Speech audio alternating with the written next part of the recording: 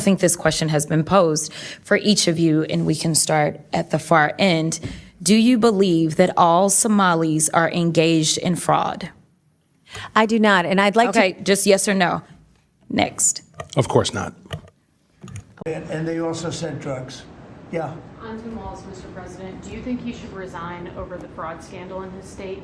And who should? Tim Walz, over the fraud scandal in his state. Look, I think the man's a grossly incompetent man. I thought that from the day I watched J.D. destroy him in the debate. I was saying, who was more incompetent, that man or my man? I had a man and he had a man. They were both incompetent, and I had a man and a woman. I thought she was very incompetent too, but now she's leading the field, and I think she's leading the field in this, for the nomination. Anyway, look, that's up to them. That's up to the Democrats. You know, the problem with them is they have really bad policy. And I'm not going to say what it is because I don't want them to change it necessarily, because I want to run against it. Whether it's not going to be me, it's going to be somebody that's going to probably sitting at this table. Could be a couple of people sitting at this table.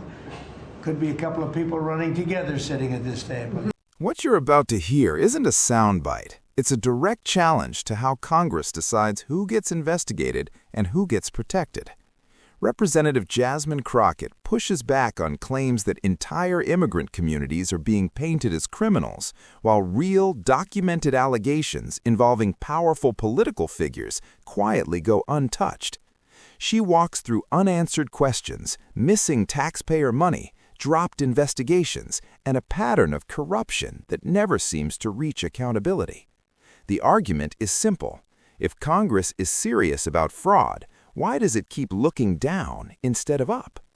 Before you dive in, comment below and tell us where you're watching from. And if you think this conversation deserves more attention, share this video so more people can see what's really being said. Oh, absolutely not. We have good Somali people in our state. Okay.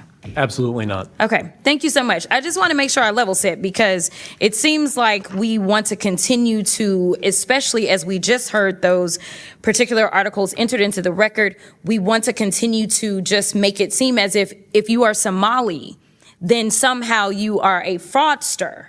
And this administration has decided that it wants a target on their backs. And so when my colleague, Ms. Randall, decided that she wanted to talk about the threats that are being made towards various Somali people, the reason she brought it up is because this particular side of the aisle has a tendency of, if one person does something bad, especially if they are an immigrant, then we are going to cast aside that entire community. So I wanted to level set, and I appreciate your honesty, because that's something that we very rarely get from my colleagues on the other side of the aisle.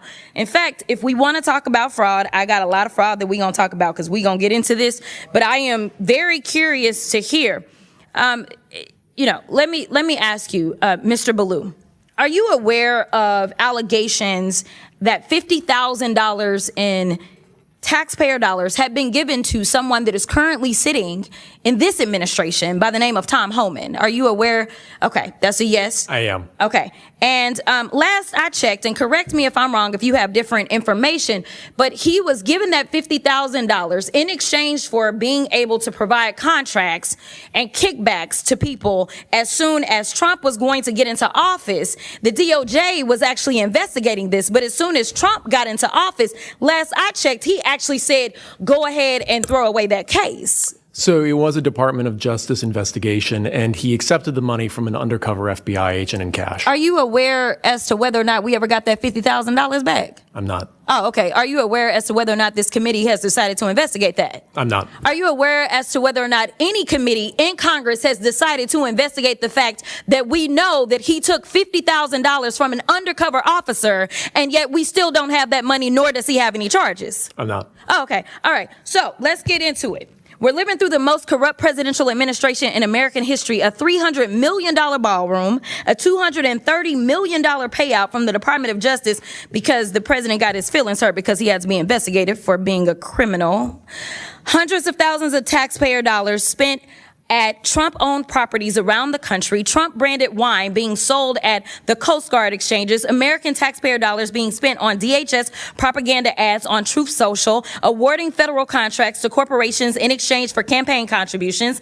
Kash Patel flew his girlfriend around the country on a multi-million-dollar jet that taxpayers paid for. Kristi Noem gave companies she's affiliated with hundreds of millions of tax dollars, then went out and spent another $200 million on 2 private jets for her travel. For 12 months, this administration has been taking billions of taxpayer dollars from American people and have been giving it away to their own companies in the form of tax cuts, government contracts, or other government funded subsidies. So Congress has a role in getting rid of fraud, I will admit that, in any federally funded government program. However, I think the fraud that the American people are concerned about is that the Republicans are taking away Americans' health care so that ultra billionaires can get more tax cuts. The real fraud is the dehumanization and demonization of the working class Americans and immigrants to distract folks away from corporate socialism that's happening because of the Republicans. So this is truly the definition of throwing away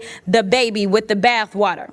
The Republican philosophy is that if the cost of living for the average American increases, they're on their own. But if the cost of doing business increases for the wealthiest people on earth, well, then it's the government job to bail them out. But I want to get to my last question because, Mr. Ballou, I got to give you a chance.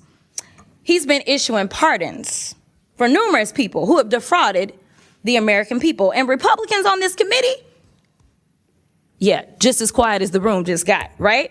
So, Mr. Ballou, talk to me about how the Trump administration has welcomed fraud across government by purging DOJ attorneys and shuttering ethics office across the federal government.